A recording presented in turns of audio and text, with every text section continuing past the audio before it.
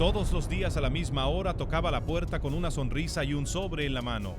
Nadie sospechaba de él, nadie desconfiaba de su uniforme, ni de su bicicleta, ni de su cuaderno de entregas. Pero ese cuaderno no solo tenía direcciones, tenía algo mucho más peligroso: el mapa exacto de quién podía pagar, quién vivía solo y quién iba a convertirse en la próxima víctima de la extorsión en El Salvador.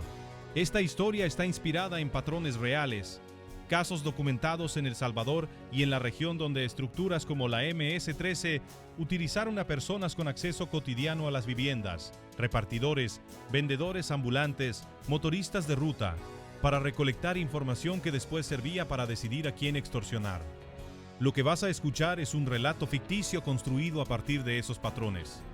Ningún cartero, ninguna colonia, ningún nombre mencionado en este video corresponde a un caso real o a una persona identificada por las autoridades, pero refleja un mecanismo que la Fiscalía y la Policía Nacional Civil han descrito una y otra vez en los juicios contra la pandilla: el uso de información cotidiana como arma de extorsión.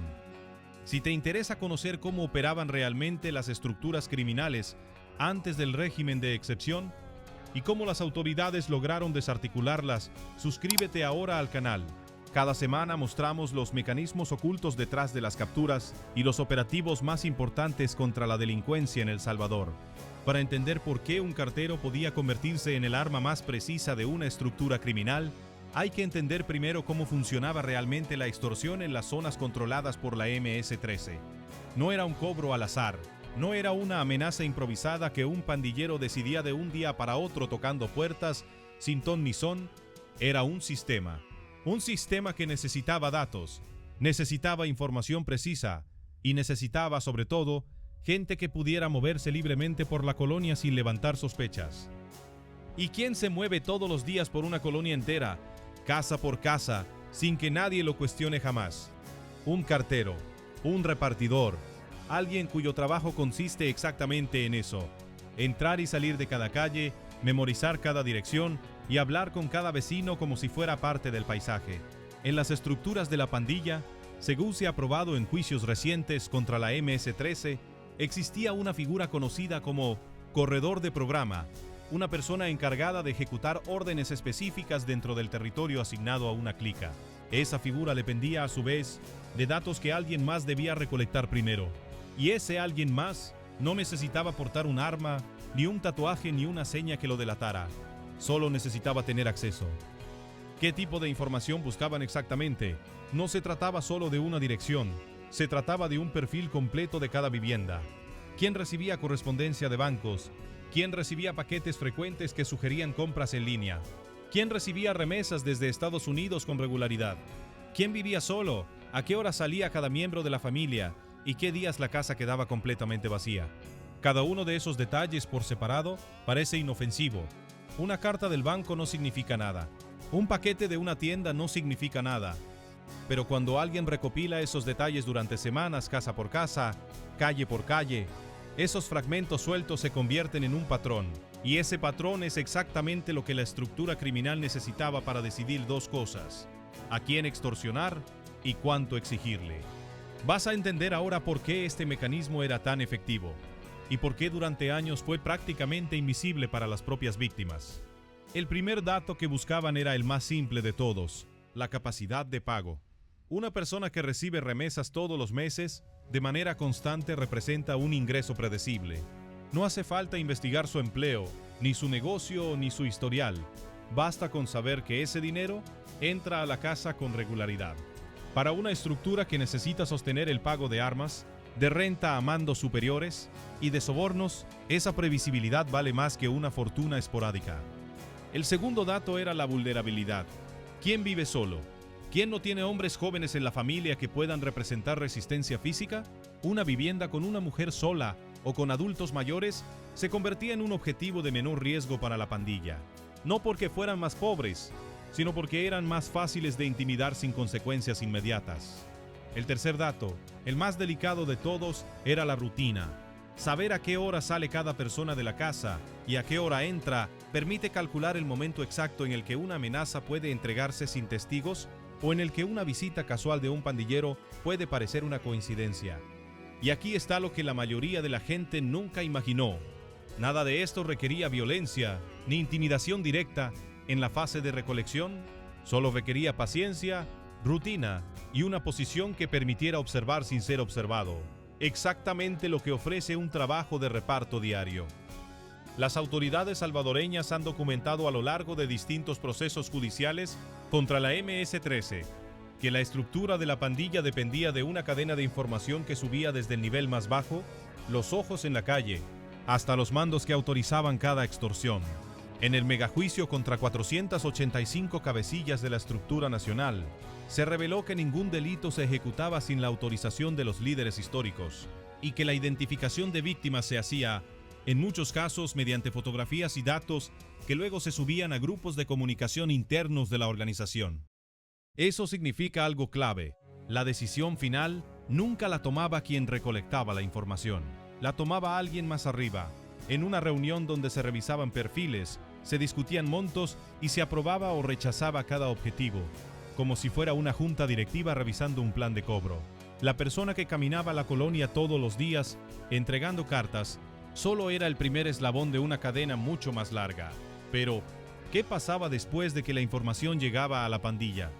Aquí es donde el mecanismo se vuelve todavía más inquietante. Una vez que un perfil era aprobado, la estructura no actuaba de inmediato con una amenaza directa. Primero llegaba una señal de advertencia, algo pequeño, casi imperceptible. Una llamada de un número desconocido preguntando por el dueño del negocio, un mensaje genérico sobre seguridad en la zona, o incluso una visita de alguien que decía representar a la comunidad y pedía una colaboración voluntaria. Esa primera etapa servía para confirmar que la información recolectada era correcta. Si la víctima reaccionaba con miedo, si confirmaba que efectivamente tenía el negocio o el ingreso que se sospechaba, la estructura sabía que podía avanzar a la siguiente fase, la exigencia formal de la renta. ¿Y qué pasaba si alguien se negaba a pagar? Las sentencias judiciales contra la MS-13 en distintos departamentos del país han documentado un patrón repetido: amenazas de muerte, intimidación a los núcleos familiares completos y, en los casos más graves, el desplazamiento forzado de familias que tuvieron que abandonar sus viviendas por temor a represalias. En uno de los procesos recientes en San Salvador, una víctima tuvo que huir de su zona después de recibir amenazas directas por mensaje, y otra entregó dinero después de que ella y su familia fueran intimidadas hasta el punto de dejar su lugar de residencia. Este no era un fenómeno aislado. Era, según se ha probado en tribunales, una operación sistemática que dependía de información recolectada de forma silenciosa, cotidiana, casi invisible. Ahora bien, ¿por qué específicamente un repartidor de correspondencia representa el perfil ideal para este tipo de recolección de datos? Porque combina tres elementos que ninguna otra figura cotidiana reúne al mismo tiempo: acceso físico a cada vivienda, una rutina que se repite día tras día sin generar sospechas, y una relación de confianza construida durante meses o incluso años con cada familia de la colonia. Un vendedor ambulante puede levantar sospechas si insiste demasiado en hacer preguntas. Un vecino nuevo puede generar desconfianza natural, pero un cartero, alguien que ya forma parte del paisaje diario de la calle, puede preguntar: ¿todos bien en casa?, o comentar qué bonito paquete les llegó, sin que nadie perciba una intención oculta detrás de esas palabras. Y aquí llega uno de los datos más inquietantes de todo este patrón. La información no siempre se entregaba de forma voluntaria. En muchas de las estructuras de extorsión documentadas en El Salvador, las personas con acceso a rutinas familiares, transportistas, cobradores, empleados de servicios, eran coaccionadas para colaborar bajo amenaza directa contra ellas mismas o sus familias. La pandilla no siempre reclutaba. Muchas veces simplemente imponía su colaboración como condición para poder seguir trabajando en el territorio que controlaba. Esto significa que en más de un caso documentado por las autoridades, la persona que recolectaba los datos no era necesariamente un miembro convencido de la estructura criminal, sino alguien atrapado entre el miedo y la obligación de seguir llevando comida a su propia mesa. ¿Cómo lograron entonces las autoridades identificar y romper este tipo de redes de información? La respuesta está directamente conectada con el cambio más importante en la historia reciente de la seguridad en El Salvador: el régimen de excepción. Antes de esa medida, romper una red de este tipo era extremadamente difícil. La información fluía de manera informal, verbal, casi imposible de rastrear en documentos o comunicaciones formales. Pero a partir de las capturas masivas, los análisis de teléfonos incautados a mandos de la pandilla revelaron algo crucial. Los perfiles de las víctimas no se transmitían solo de palabra, se subían a grupos de comunicación digital, se guardaban fotografías, se documentaban direcciones, y eso, para la investigación, se convirtió en oro puro. Los peritajes realizados a celulares decomisados durante los operativos permitieron reconstruir el mecanismo completo de control dentro de la organización, incluyendo cómo se identificaban a las víctimas mediante fotografías que luego se compartían en canales internos antes de que la RANFLA autorizara cada extorsión. Ese hallazgo cambió por completo la forma en la que la Fiscalía pudo perseguir no solo a quienes cobraban directamente, sino a toda la cadena que hacía posible el cobro, desde quien recolectaba el dato hasta quien firmaba la autorización final. Y aquí llegamos al corazón de esta historia. El verdadero peligro nunca estuvo en una sola persona. Estuvo en un sistema completo diseñado para convertir la vida cotidiana de una colonia entera en un mapa de vulnerabilidades. Un sistema en el que un oficio tan sencillo como repartir correspondencia podía transformarse, sin que nadie lo notara, en la herramienta de vigilancia más precisa de toda la estructura criminal. Piensa en esto por un momento. Cada carta entregada, cada saludo cordial en la puerta, cada pequeño comentario sobre qué bonito paquete les llegó, podía ser en realidad un dato más sumándose a un perfil que terminaría decidiendo el destino económico e incluso la seguridad física de una familia completa. ¿Y qué fue lo que finalmente rompió este tipo de redes de información barrial? No fue una sola captura. Fue la combinación de tres factores que las autoridades han repetido en distintos procesos judiciales. La presencia constante de la fuerza pública en las comunidades bajo el régimen de excepción, el análisis masivo de comunicaciones digitales incautadas a mandos de la pandilla y la desarticulación progresiva de las clicas que dependían de esas redes de recolección de información para sostener su cobro de extorsión. En el juicio contra 53 integrantes de la MS-13 en el departamento de Usulután, resuelto en julio de este año, el tribunal documentó cómo la estructura desarticulada operaba en distintas localidades, cobrando extorsión a comerciantes y transportistas. Además de ejecutar homicidios vinculados a esos cobros, las penas impuestas oscilaron entre 20 y 40 años de prisión, y 12 de los sentenciados, identificados como homeboys dentro de la organización, recibieron la condena máxima. Pero ¿qué pasó realmente con las personas que dentro de este tipo de redes actuaban bajo coacción y no por convicción criminal? Este es uno de los puntos más complejos de todo el fenómeno. Las autoridades salvadoreñas han distinguido en distintos procesos entre quienes participaban activamente y de forma voluntaria en la estructura y quienes fueron forzados a colaborar bajo amenaza. Sin embargo, la línea entre ambos grupos no siempre fue fácil de trazar, y muchas de esas historias, las de personas atrapadas entre el miedo y la obligación, nunca llegaron a un tribunal porque nunca fueron denunciadas. Eso significa que, probablemente en más de una colonia de El Salvador, historias como la que hemos recreado en este video ocurrieron de verdad, con nombres, rostros y circunstancias que nunca conoceremos con exactitud porque el miedo impidió que salieran a la luz, pero el cartero no era, ni de lejos, la única figura que este tipo de estructuras podía aprovechar para sostener su red de información. Los mismos procesos judiciales que documentaron el mecanismo de identificación de víctimas mediante fotografías y datos compartidos en canales internos revelaron que la pandilla utilizaba distintos perfiles cotidianos según el tipo de zona. En las colonias con comercio activo, se apoyaban en vendedores ambulantes que recorrían las mismas calles todos los días. En las zonas con transporte público se apoyaban en motoristas de ruta que memorizaban quién subía y bajaba en cada parada y a qué hora. ¿Por qué era tan valioso el motorista de una ruta de buses? Porque conocía mejor que nadie los horarios exactos de decenas de familias. ¿Quién salía a trabajar todos los días a la misma hora? ¿Quién viajaba con dinero en efectivo después de cobrar su quincena? ¿Y quién dejaba de subir al bus durante varios días? Lo que podía indicar un viaje, una enfermedad o incluso que la vivienda quedaría vacía. Cada uno de esos datos, sumado a la información recolectada por otros perfiles dentro de la misma colonia, terminaba construyendo un mapa mucho más completo de lo que cualquier persona podría imaginar. Y aquí aparece otro dato que muy pocos conocen. Este tipo de recolección de información no era exclusiva de una sola clica o de un solo territorio. Los tribunales que han juzgado a la estructura nacional de la MS-13 han señalado que existía una jerarquía clara entre quienes recolectaban datos a nivel local y quienes en niveles superiores revisaban esa información antes de autorizar cualquier acción. Esto significa que el mecanismo no dependía de la iniciativa de una sola persona en una sola colonia, sino de un sistema replicado con variaciones en decenas de comunidades a lo largo del país. ¿Cómo lograban las familias en medio de todo esto protegerse aunque fuera mínimamente? Según relatos recogidos durante los procesos judiciales, muchas comunidades desarrollaron de forma silenciosa y sin coordinación oficial códigos internos de alerta, un vecino que avisaba a otro con una señal discreta cuando notaba movimientos extraños, o familias que evitaban comentar en voz alta frente a desconocidos cualquier detalle sobre ingresos, remesas o ausencias planificadas. Eran mecanismos de defensa improvisados, nacidos del miedo, en un contexto donde denunciar directamente a las autoridades podía representar un riesgo inmediato de represalia.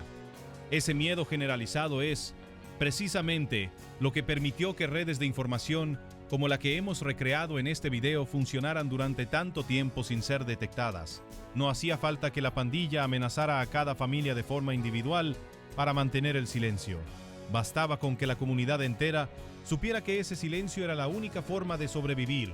¿Qué cambió entonces de manera definitiva este equilibrio de miedo? La respuesta, según ha quedado documentado en los distintos juicios contra la MS-13 desarrollados en los últimos meses, fue la combinación de capturas masivas, bajo el régimen de excepción, con el análisis forense de miles de teléfonos celulares incautados a mandos y colaboradores de la estructura. Esa evidencia digital permitió a la Fiscalía reconstruir, con un nivel de detalle nunca antes alcanzado, cómo se movía la información desde la calle hasta la cúpula de la organización y cómo se tomaban las decisiones finales sobre cada extorsión. En el juicio contra los 485 imputados de la Ranfla Nacional, que incluyó a fundadores y cabecillas históricos, se estableció que la estructura llegó a utilizar a más de 1,000 menores de 12 años para tareas dentro de la organización, incluyendo homicidios, extorsiones y trata de personas. Este dato, revelado durante la fase de alegatos finales del proceso, deja claro hasta qué punto la pandilla estaba dispuesta a utilizar cualquier perfil disponible, sin importar la edad ni la vulnerabilidad de la persona, con tal de sostener su sistema de control territorial. Y ese es quizás el dato más difícil de asimilar de toda esta historia. El sistema no distinguía entre culpables y víctimas, atrapadas en el miedo. Un cartero coaccionado, un menor reclutado bajo amenaza, un motorista obligado a colaborar para poder seguir trabajando su ruta, todos terminaban siendo, de una forma u otra, engranajes de una misma maquinaria diseñada para cobrar renta casa por casa, colonia por colonia, departamento por departamento. Y esa es, quizás, la reflexión más importante que deja este patrón. La extorsión no dependía únicamente de hombres armados caminando por las calles. Dependía de una red silenciosa de información que convertía la vida diaria de una comunidad entera en un mapa de vulnerabilidad. Un cartero, un vendedor, un motorista de ruta, cualquier figura cotidiana con acceso constante a los hogares podía convertirse, sin quererlo o queriéndolo, en el sistema de inteligencia de una estructura criminal que decidía, casa por casa, quién debía pagar por el simple hecho de existir en un territorio que no controlaba. Hoy, con el régimen de excepción y la desarticulación sostenida de las estructuras de la MS-13 y del Barrio 18, ese tipo de redes de recolección de información barrial ha perdido gran parte de su capacidad operativa. Las capturas masivas, el análisis de comunicaciones digitales y la presencia constante de la fuerza pública en las comunidades rompieron el ciclo que hacía posible este mecanismo silencioso. Pero el patrón que te hemos mostrado hoy, cómo un oficio cotidiano podía convertirse en un arma de vigilancia para el crimen organizado, es un recordatorio de lo profundamente que estas estructuras lograron infiltrarse en la vida diaria de miles de familias salvadoreñas durante años. Y es, también, la razón por la que tantos salvadoreños dentro y fuera del país han respaldado con fuerza las medidas que finalmente lograron romper ese ciclo de miedo. ¿Qué queda entonces de este tipo de redes hoy en día, Según los propios procesos judiciales en curso, buena parte de la estructura que sostenía este sistema de recolección de información fue desarticulada junto con las capturas masivas realizadas desde el inicio del régimen de excepción. Miles de mandos, colaboradores y corredores de programa fueron detenidos, procesados y condenados, muchos de ellos con penas que superan las varias décadas de prisión. Sin embargo, las propias autoridades han reconocido que la vigilancia y el análisis de nuevas formas de recolección de información, ahora más digitales, más difíciles de rastrear a simple vista, sigue siendo una prioridad constante para evitar que estructuras similares vuelvan a reorganizarse bajo otras formas. Esa es la razón por la que este tipo de casos, aunque pertenezcan en apariencia al pasado reciente de El Salvador, siguen siendo relevantes hoy. Entender cómo operaba el mecanismo es también entender por qué la presión constante sobre las estructuras criminales, y no solo las capturas puntuales, es lo que realmente ha permitido sostener la reducción histórica de la violencia en el país durante los últimos años.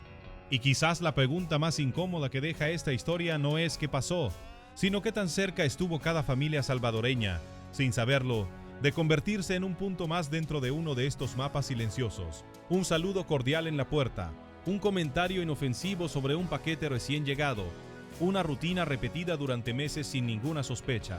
Así de simple y así de peligroso podía ser el mecanismo que decidía quién pagaba y quién no, en un país que hoy, después de años de miedo, ha comenzado a recuperar algo que muchas familias creyeron perdido para siempre: la tranquilidad de abrir la puerta sin temor a lo que hay detrás de una simple entrega de correspondencia.